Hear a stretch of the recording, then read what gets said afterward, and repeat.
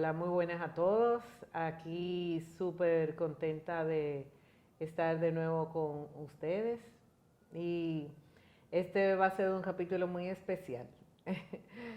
Muy especial porque no solamente tengo a mi hermano Luis Rafael aquí, sino que he querido que hablemos de una persona que marcó nuestras vidas y dejó un legado como patriarca de la casa, que es nuestro querido padre, Juan Manuel Pellerano Gómez. Hola, Goyo. Hola, hola, hola. Encantada de estar aquí y espero que pueda contribuir algo con alguna cosa que parezcan inteligentes. No, yo creo que más inteligente es como hablar del hombre, porque eh, tú como abogado eh, has, bueno, pues marcado un paso dentro del derecho y es parte de la experiencia de lo que eh, vivimos, que bueno, yo no soy abogado, pero vivimos esa comida con esas clases de papá que ustedes aprovechaban y preguntaban y entonces de repente estábamos todos estudiando derecho. Eh, pero papá tenía unas características particulares, además de ser abogado, Totalmente. que en este mes que hemos celebrado su despedida de hace 4 años, pues yo quería que fueras tú quien contara esa mirada desde el padre, el profesional y el ser humano. Sí, yo te diría que es un paquete de cosas y normalmente pues uno o lo más conocido posiblemente sea el lado profesional. Pero esa parte profesional viene con un paquete de la persona. Y, y algo muy notorio que papá tenía y era que era un tipo que no era tacaño con el conocimiento. ¿Qué quiere decir eso? A papá le importaba darle las recetas de lo que fuera a cualquiera, cosa que la mayoría de las personas tiende a ser, en buen dominicano, puñalero. Entonces, si yo tengo las recetas de tal cosa, yo no se la voy a dar a nadie. Y papá, y Como el papá no, amparo, lo del no, y todo ese fideicomiso. tipo, y había muchas cosas. Yo, después del fallecimiento de papá, conocí a varios abogados que me decían, mira, que tú eres hijo de Manén, tal y tal. Oye, yo le agradezco porque él un día y se pasó tal y me contó y me dijo y tal y tal. Entonces, yo creo que papá estaba claro en que tú le puedes darle las recetas de cocinar a alguien, pero hay algo especial que tiene tú como el chef del toque personal. Entonces, pero en un mundo donde poca gente es abierta a compartir el conocimiento, papá era el otro escenario. Eso es uno. Y yo creo que la otra cosa que también se pierde, que nosotros la vimos también en el aspecto familiar y personal, era lo ligero de la personalidad de papá. Papá no era un tipo complicado, papá era un tipo fácil y a veces yo digo que uno es tan ligero que a veces cae como en lo medio charlatán. El poder reírse de la adversidad no es fácil para ningún ser humano. Y papá podía manejar todo eso y al final, cuando tú juntabas el conocimiento técnico con la personalidad, tenías el elemento del buen servicio al cliente. Y buscaba siempre la manera de complacer a la gente, de que todo el mundo estuviera contento. Si había que hacer un trabajo entre abogados, él se ofrecía para hacer el trabajo de primero. Y lógicamente ya llegó un punto que otros abogados que eran más jóvenes, cuando estaban en su ejercicio, pues decían, yo no voy a opinar, porque si él lo hizo así, él lo va a hacer mejor que uno. Pero una de las cosas que yo aprendí en esto es que donde hay dos abogados, hay tres opiniones, porque siempre hay una opinión divergente. Y el abogado es muy dado a lo que yo le llamo apostolar. Aquí hay que hacer y yo creo que es esto y es aquí por acá, pero cuando hay que pasarse a trabajar, todos buscan la manera de barajearlo. Papá era el inverso de eso. Hay que hacer tal cosa, pero si yo lo hago y yo le mando un borrador a todo el mundo para que lo vea y usted lo comenta. Y eso de echarse la canana arriba, de hacer el trabajo base, que es lo más duro, papá lo hacía, oye, no tenía ayer para eso, y hay que sentarse, y hay que estudiar, y hay que mirar, y hay que yo qué. Y yo creo que mucho, amén del conocimiento técnico, había una magia personal que la daba la manera de ser de papá. Papá era un tipo easygoing. Cuando tú dices, fulano es un tipo complicado, porque son tipos acomplejados, son yo que 20,000 cosas. Papá no tenía que ver con nada de eso, entonces era fácil. Tú sabes que yo hice mucho esa anécdota en el colegio, porque yo me acuerdo que un día papá llegó con un almacén de libros que venían empacados de Dalós, que había perdido de Francia. Y yo le decía, ¿por qué tú compras tantos libros? Si ya tú estudiaste Derecho, como que ya tú te graduaste, porque tú estás ¿Por qué más libros y más libros? Porque tú sabes que papá era aficionado a eso. Y me acuerdo que me dijo, Ana María, la gente no se puede poner un techo.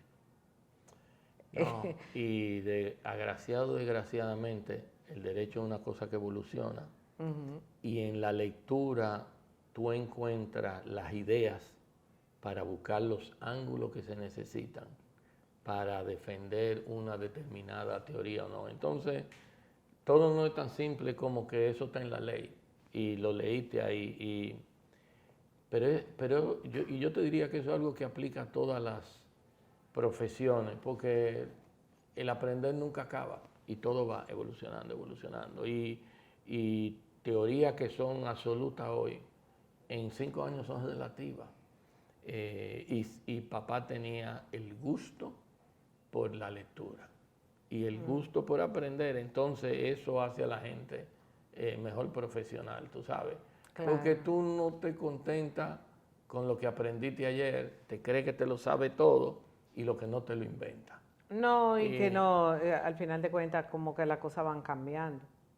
Sí, no, y yo le digo a la gente, por ejemplo, papá desarrolló a partir del caso de Jorge Blanco un conocimiento brutal del derecho constitucional. Eso aquí era, tú ibas a un tribunal y hacías una cita de algo de constitucional y lo que iba era pasar vergüenza. Y el derecho constitucional nace gracias a un aprendizaje generado por la defensa del caso de Jorge Blanco, que era un asunto de tipo político, donde no necesariamente el derecho era lo más importante. Pero así ocurrió, así pasó, y así el país ha evolucionado. Hoy hay un tribunal constitucional, hay cantidad de abogados que se dicen ser constitucionalistas, los temas constitucionales son muchas veces importantes y son súper importantes. Claro, porque es como la base, como la columna vertebral. Exacto, la matriz, exacto. Entonces, y nada, eso ocurrió así. Puede que no debimos haber desarrollado como país de otra manera, pero ocurrió así. O sea que increíblemente el gran legado de Salvador Jorge Blanco a este país es el derecho constitucional. Qué bien. Increíblemente. ¿Quién es tu papá? Porque yo tengo un papá, yo tengo un papá que se llama Manén. ¿Cómo es ese papá tuyo? Bueno, ¿Cuál es esa mirada tuya de papá? El hecho de haber compartido la misma profesión te da un ángulo de experimentar el otro sabor. Y el sabor del lado del profesional, que cuando uno no lo es, o uno es familiar, o uno es amigo, pues tú lo ves a cierta distancia.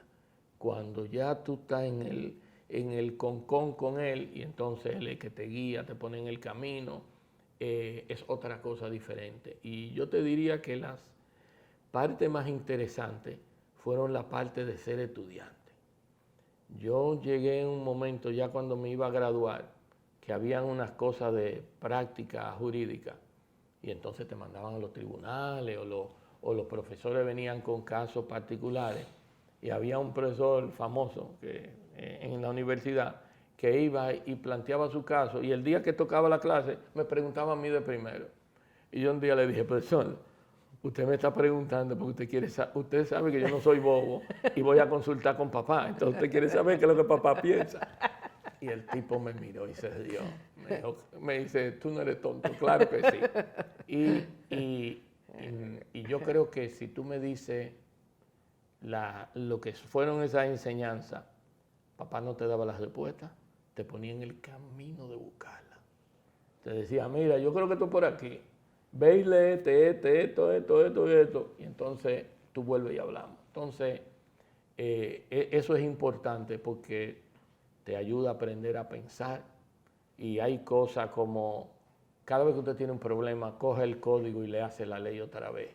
Ese tipo de cosas te enseñan al final a vivirte cuestionando todo lo que tú piensas y a no asumir que la respuesta es la misma. Porque entonces muchas cosas se vuelven que se pueden o que no se pueden. Entonces, vuelve y pregúntate si se puede o si no se puede. Entonces, papá en eso era un tipo particular como abogado, porque él no se conformaba con lo que se conformaba cualquiera. Y eso yo creo que le daba esa diferencia y La milla extra. esa milla extra. Eso de no pones el techo.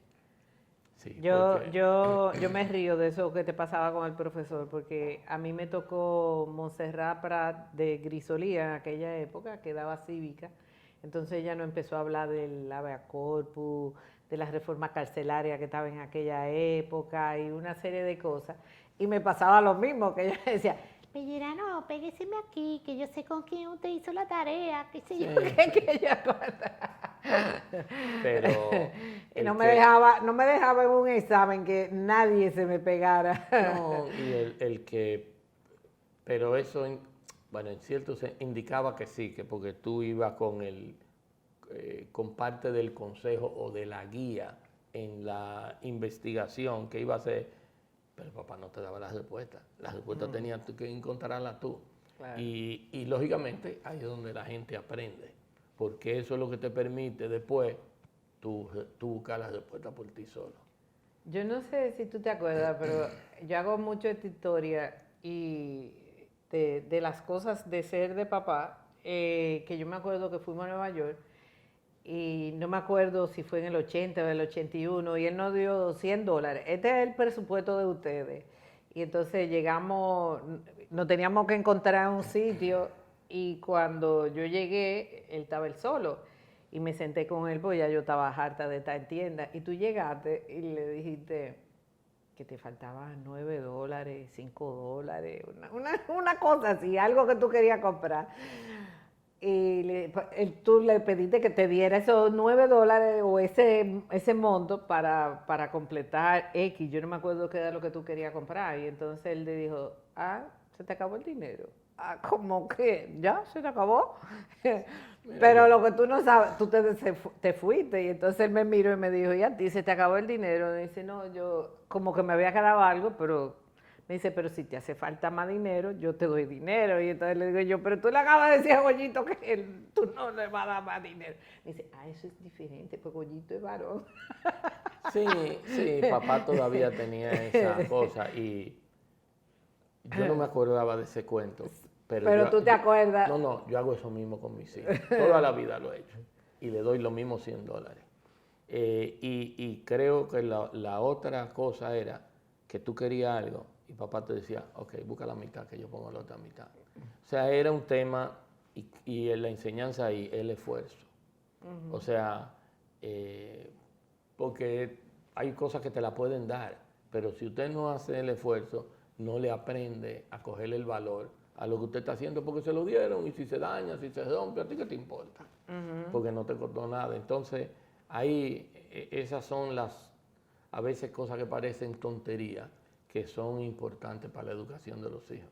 Y donde uno, pues lógicamente, inconscientemente las replica porque uno no necesariamente uno anda haciendo el ejercicio de, te pasa tal cosa, bueno, ¿qué papá me hubiera dicho a mí? Y sobre todo la mente mía es horrible. La memoria para acordarme de cosas de eso, o sea, mire ese cuento, yo no me acordaba de eso, o sea. Yo sí, pero sobre todo porque me chocó, o sea, me chocó de que papá me dijera como de que Goyito es varón y tú eres hembra y que yo cuando, o sea, yo siento, o sea, no es que no hiciera la diferencia, porque obviamente que sí, o sea, Norisabel y yo teníamos vamos a decir que habían otras reglas o a otros niveles de límite por el estilo, pero también yo siento que papá nos impulsó mucho a que estudiáramos, a que no fuéramos de las mujeres sin retorno, que él lo decía mucho, que Maeka había sido una mujer sin retorno. Entonces, también siento que él, a pesar de ser mujer y de mamá haber sido una ama de casa, empujó mucho que nosotros tuviéramos cómo subsistir y cómo hacer que no dependiéramos del marido. Pero tú sabes que de esos viajes que hacíamos con papá, yo las partes, y que él ha enfatizado y he luchado con mis hijos, era la parte de tú ibas, te llevaba al concierto, te llevaba al ballet, a ver otro mundo, otra cosa, otro tipo de educación. Y siempre recuerdo una vez que fuimos al Metropolitan, y no sé si era el Lago de los Cisnes o qué era lo que había, que fuimos después, o antes, no me acuerdo, creo que fue después, a comer, había como una cosa de un paticería, de una pastelería vienesa, y había un tipo que era el mejor mozo del mundo que yo he visto. Y me acuerdo que nos pusimos a hablar con el tipo, y el tipo era mozo de afición. Su negocio, el tipo tenía una compañía de transporte de equipo para eventos, de conciertos y cosas de esas, y él hacía eso porque le daba la gana. Y la conversación con el tipo fue tan agradable y tan vívida, y tan, para mí, también educadora, de cómo un tipo que no le hacía falta los cuartos, le daba la gana de ser mozo para atenderte como un príncipe, porque él quería. O sea, eso, y para mí ese tipo de cosas, yo a mis hijos les llevaba a museos. Palito y bolita. Y comenzó siendo a regañadientes porque nunca le gustaba. Y acuerdo que una vez lo llevé al museo en Nueva York de Historia Natural. Y le dije, yo le voy a hacer una apuesta, porque todo era que no. Y le dije, miren, yo le voy a dar $100 al que entre al museo. Y si el museo no le gusta, yo le voy a dar $100. Y ya tú sabes, Eduardo y Luis Alejandro estaban frescos como una lechuga, que ellos iban a ganar sus $100. Y lo llevé a ver los tesoros de la sala egipcia del museo, con la boca abierta. Le digo, bueno, ¿quién quiere que le dé los cuartos? Y que lo que querían era volver. Y le digo, ¿cuándo es? ¿Quién es que quiere que le dé los cuartos? No, papi, no. Entonces, a veces, y es parte de la juventud, de que tú te niegas a lo que no conoces. Y tenemos que agradecerle a papá que desde la música clásica, o sea, hay que oír de todo, ¿verdad? No es oír a Toquilla nada más, sino poder disfrutarlo y valorarlo todo. A mí me preguntaron el otro día que cuál era la música que me recordaba a papá. Digo yo, El Lago de los Cisnes, en 1844. Sí, esa levantada. El concierto de Aranjuez. Claro. El otro día me pasaban por la cabeza carátula de discos que papá tenía. Y había uno que creo que era que le gustaba a nuestra tía Nidia, que decía Masaya dice. Ajá. Y yo no sé quién era Masaya, y no sé si era cantante peruano. Y el de los cumbancheros. Exacto, de Cumba Cumbachero. Y papá tenía ese gusto por la música. Sí, acuérdate que él decía que él lo que quería haber sido era rumbero. Bueno, el otro día me mandaron un video de Quino, que tiene un cuarteto de jazz ahora. Hizo una presentación en casa de teatro. Y dice que encontró en la música, que eso es lo que le gusta. Entonces, Sí, yo creo. Ese es el lado creativo pellerano. Sí, y el abogado promedio es un tipo bastante bohemio. Y lógicamente esa definición de bohemio para muchos es un viernes a las 12 del día meterse en un restaurante y comenzar a beber hasta que llegan las 9 o 10 de la noche y el tipo se va vuelto un desastre a su casa. Y por eso yo digo, los abogados no trabajan los viernes y lo que, por la tarde, y lo que trabajamos por el viernes por la tarde no va bien porque los otros no aparecen. Pero... Pero sí, hay un... Sí, el abogado tiene su personalidad, tú sabes, y es bien, es bien bohemio, bien bohemio. ¿Qué tú sientes que nos dejó papá? Mira, yo creo que al final, y yo creo que lo que uno debe querer también con los hijos, es poderte haber tenido en el ejemplo una educación que te permita saber por dónde tú vas a caminar y te dé los parámetros de lo que tú debes hacer y lo que tú no debes hacer. Un compromiso con tu país, ayudar y poner tu grano de arena para que las cosas mejoren, para que el país sea mejor, porque este va a ser el país donde van a vivir tus hijos y tus nietos. Y cuando tú le ves la cara a tu nieto, es más difícil porque como tú hoy haces cosas que lo imparten a ellos. Entonces, hay una labor de guía que uno tiene, porque uno en el andar de la vida conoce mucha gente que no tuvieron guía y no saben qué hacer.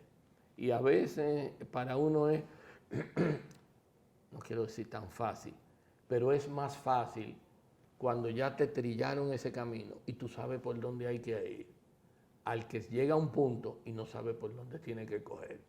Eso es duro, ¿eh? Eso es duro. Sí, yo siento que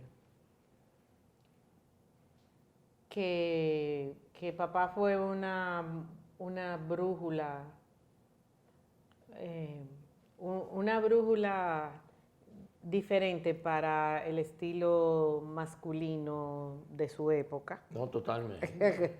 Muy diferente, que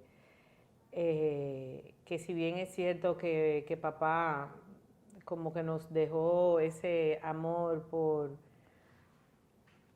por no hacer las cosas a medias, sobre todo a nivel profesional.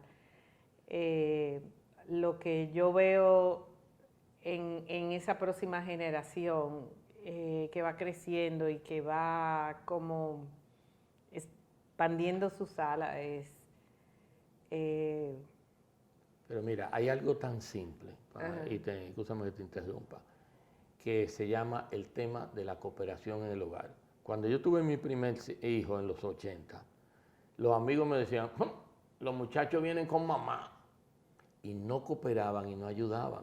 Y yo bañé muchachos, acosté muchachos, dormí muchachos. Y nosotros cuando nos enfermábamos, decíamos papá. Y mamá era la mamá más dedicada del mundo, estaba ahí toda la vida y estoy seguro que lo hubiera hecho. Pero por alguna razón que yo no sé, todos decíamos papá. Mis hijos todos han dicho papá. Y la mamá se han encargado. Entonces era un tipo diferente en la medida de que él no estaba más dado a lo que eran los patrones de la época. Y le molestaba la cultura del hombre rey. Sí, él hablaba mucho de eso, o sea, y era una realidad, pero esa democracia en el matrimonio ayuda a la gente a ser mejores seres humanos. Indiscutiblemente. Porque la carga dividida entre dos se lleva más fácil que si uno, y yo lo digo, no hay hombre pendejo ni mujer pendeja. Entonces el que va montado arriba del otro, más para atrás o más para adelante, eso da problemas, ¿eh? Claro. Juridilo. No, si no se va parejo, no va. Gracias. No, siempre. Encantado. Gracias, porque yo creo que mucha gente, como tú dijiste, sabe quién es papá, el abogado, el jurista, el fundador de la Escuela de la Judicatura, una cantidad de cosas, pero el papá y y el ser humano que habitó y que nos formó es otra persona poco conocida. No, y es otra fragancia. Yo uso mucho, un día me dijo alguien hace unos años que yo estaba viejo ya. Y el tipo me acababa de conocer ese día. Y digo yo, ¿cómo que usted me dice que yo estoy viejo? Me dice, sí, porque usted para todo tiene un cuento. Y yo muchas de las cosas que utilizo son esos aprendizajes de cosas con papá, porque al final no es para validar ni para darle fuerza. Sí, sí, bueno, muchos de los refranes son del costumbrismo dominicano, pero realmente la vida es más simple de lo que uno cree. Lo que pasa es que a nosotros nos gusta complicarnos, a los seres humanos. Gracias a todos por acompañarnos hoy ampliando la mirada y espero que sea de provecho y sobre todo de conocer un poquito más quién fue el padre que nos dio vida y nos dejó un hermoso legado. Gracias a todos, nos vemos el próximo miércoles.